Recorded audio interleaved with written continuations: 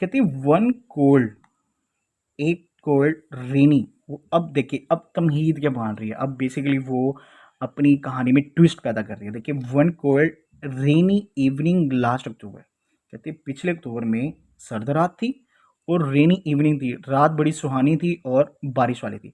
I was in the neurology ward desperately hunting, desperately मतलब कि बगैर किसी बियासनेस के, बगैर किसी यूँ समझ लें टायर्डनेस के, वो हंटिंग करी थी for the final three patients.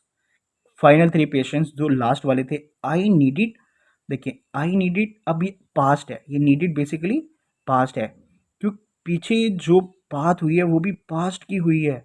It is said that if you are talking in a past indefinite tense, obviously you will have to keep elaborating your points again in past. For example अगर sentence का शुरू का हिस्सा past indefinite tense है तो sentence का अगला हिस्सा भी पास्ट में ही होगा। ठीक है, for example I was the runner who won the game. देखिए पास्ट अगेन पास्ट, वो एक अलग बात है। यहाँ पे जो हु है ये रिलेटिव क्लॉज से रिलेटेड करता है, रिलेटिव प्रोनाउन है बेसिकली। ये बात की बात है, मैं आपको इंशाल्लाह बताता रहूँगा, आप प्लीज़ जुड़िए रहें और डीप फोकस करें। देखिए हम किस तरह स्कैनिंग कर रहे हैं बेसिकली, ये हम स्कीमिंग नहीं कर रहे हैं, सिर्फ एक स्कीमिंग नहीं कर रहे हैं, हम स्कैनिंग कर रहे हैं। ठीक है, बेसिकली मैं आपको चलो बताता चलता हूँ स्कीमिंग क्या होता है और स्कैनिंग क्या होता है। बेसिकली स्कीमिंग जो होता है उसमें हम सुपरफिशियली पढ़ रहे होते हैं, हम तेतीस पढ़ रहे होते हैं उसको, और ना उसको सुपरफिशियली पढ़ते हुए हम सिर्फ उसके आइडियाज़ ले रहे होते हैं कौन सी बात हुई है, मेन पॉइंट्स बेसिकली। लेकिन स्कैनिंग होता है we are focusing on each and every point of the sentence, ये स्कैनिंग होता है। चलिए अब हम चलते हैं। कहते I was in the neurology ward desperately hunting for the final three patients I needed to complete my study. कहते जिन मैं उनकी में काम कर रही थी, वर्क करी थी न्यूरोलॉजी वार्ड में, और मुझे ज़रूरत किन की थी, उन थ्री पेशेंट्स पे जो रह गए थे अपनी स्टडी करने के लिए। कहती दी रिकॉर्ड्स शोड, अगेन यहाँ पे पास्ट बात हो रही है, पास्ट इनडेफिनेट आपका टेंस यहाँ पे लग रहा है।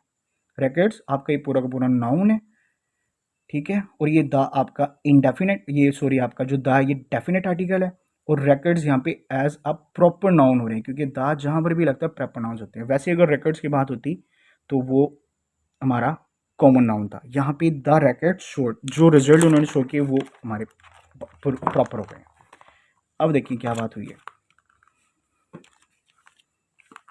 यहाँ पे बात होती है, कहते हैं that there was a 43-year-old stroke patient. Stroke patient वही जिनको ब्रेन प्रॉब्लम होता है, जो क्लॉटेज हुई होती है बेसिकली। कहती वोम आई विल कॉल, वोम जिनको मैंने, आई विल मैं कॉल कहूंगी मिस ए, मिस ए कोई एक नाम दिया इन द वार्ड।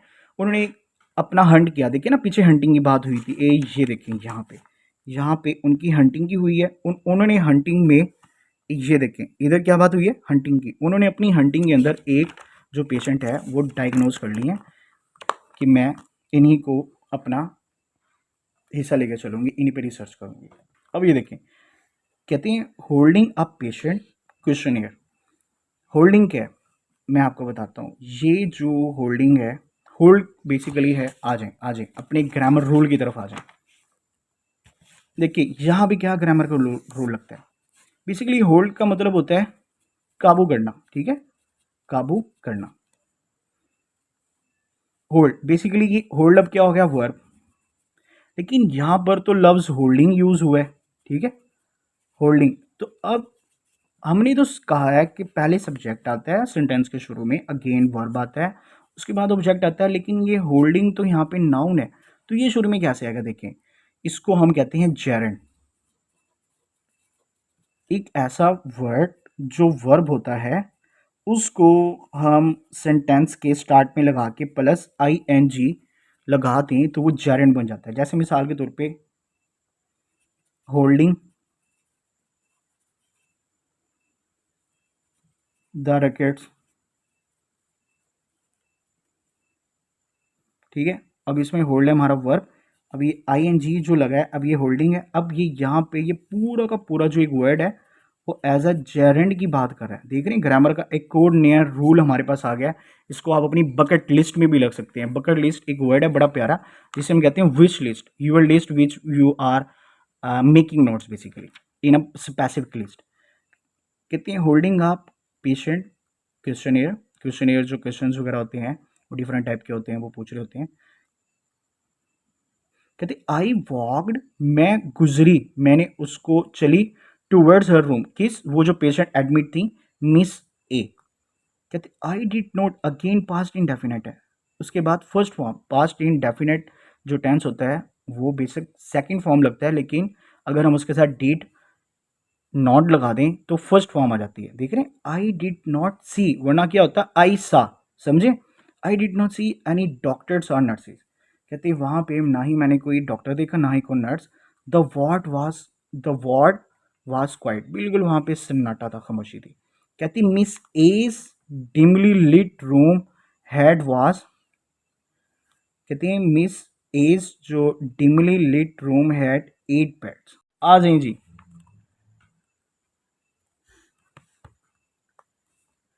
अब देखिए यहाँ पे क्या बात हो रही है। कहते हैं कि I did not see any doctors और nurses, the ward was quiet, बिल्कुल सन्नाटा खामोशी थी।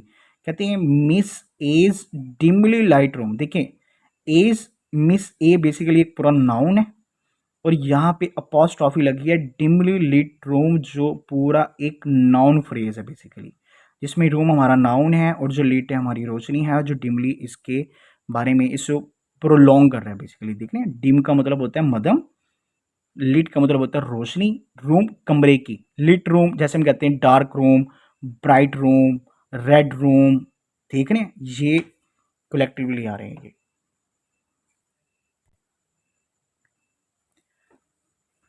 ठीक है, miss as dimly lit room, ये पूरा का पूरा हमारा एक नाउन है। ठीक है, और मिस एज ऑब्वियसली खुद भी एक नाउन है और एक एडजेक्टिव, एक सॉरी सब्जेक्ट भी है। मिस एज पूरे एक सब्जेक्ट भी है और पास्ट ऑफ है। अब यहाँ पे कौन सा रूल लगा चला है मैं आपको एक्सप्लेन करता हूँ। देखें अपॉस्ट्रॉफी क्या कहती है।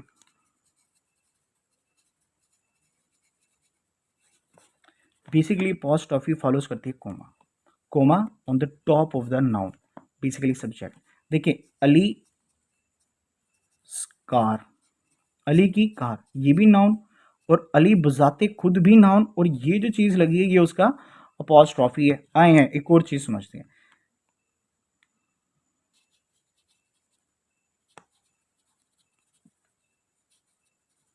अरसलान होम, अरसलान का घर। अपॉस्ट्रॉफी क्या कहती है, अपॉस्ट्रॉफी हमेशा लिविंग थिंग्स के साथ लगती है, नॉन लिविंग थिंग्स के साथ नहीं लगती। अब यहाँ पे देखें, यहाँ पे कितना प्यारा स्केच खींचा गया है स्टूडेंट्स। देखें एक एक सेंटेंस कितना ज़बरदस्त बनाया है। यही होता है, मैं यहाँ पे कोई एक एमएस लेवल की, पीएचडी लेवल की कोई लिटरेचर, कोई नॉवल नहीं उठा के बैठा हुआ हूँ जो इनफॉर्मल होता है। बेसिकली आइट्स वीडियो जितने भी इंटरनेशनल होते हैं उनको लिखना पड़ता है, वो अकेडमिक लिखना होता है, और ये अकेडमिक है। इसका एक एक हाइफन भी, इसकी एक एक small bracket, M bracket, N bracket, जितनी भी रूल्स हैं सब अकेडमिक है। समझ आइए अपॉस्ट्रॉफी क्या होता है। ये पूरा एक नाउन है, जैसे कि हमने पीछे देखा है अलीज होम, होम भी नाउन, अली बजाते खुद ये भी एक नाउन, और ये कंप्लीट नाउन, इसे हम कहते हैं ग्रुप ऑफ नाउन। ठीक है, हैड 8 बेड्स, 8 बेड का एक कमरा था। I could see dark clouds and heavy rain drops through the window. उस कमरे में जैसे ही वो एंटर हुई तो उस बेड के ऊपर एक कमरा था, उस बेड के ऊपर एक बल्ब ऊपर लटका हुआ था जो एक हल्की सी रोशनी उस पेशेंट पे डाल रहा था और मैस्मराइज कर रहा था उस कमरे को इन अ सेंस ऑफ फियर, कह सकते हो इन अ सेंस ऑफ डिलाइटनेस, किसी भी सेंस में ले लो। कि वैसे तो डॉक्टर का भी फियर नहीं करती, लेकिन जो दूसरा होता है उसको तो खौफ आता कि एक पेशेंट बैठा हुआ है और उसी के बेड के ऊपर रोशनी है, बाकी सारी की सारी जो रेस्ट ऑफ द बेड्स हैं उन पे रोशनी नहीं है, और बाहर से थंडर स्टॉर्म की आवाज़ आ रही है और बादलों के गरजने की आवाज़ आ रही है, और विंडो से जब देखा जाए तो पर्दे भी हिलते हैं। फिर उसके अंदर हल्की हल्की बारिश होती है। तो आप खुद देखिए पूरे हॉस्पिटल के अंदर उस कमरे के अंदर कैसा खूब सा हो रहा होगा, लेकिन वो रिसर्च कर रही है लड़की, उसका तो काम है। आई कुड सी डार्कनेस, ठीक है। द फेमिलियर हॉस्पिटल ऑर्डर, वो जो उसकी खुशबू थी हॉस्पिटल की odour, hung in the chill air, उसने उसको हैंग, हंग ये सेकंड फॉर्म है, हंग हैंग की सेकंड फॉर्म है। अब देखिए यहाँ पे एक टाइटल आया, she shared her difficulties and sufferings, all I did was nod my head as a way of showing my sympathy.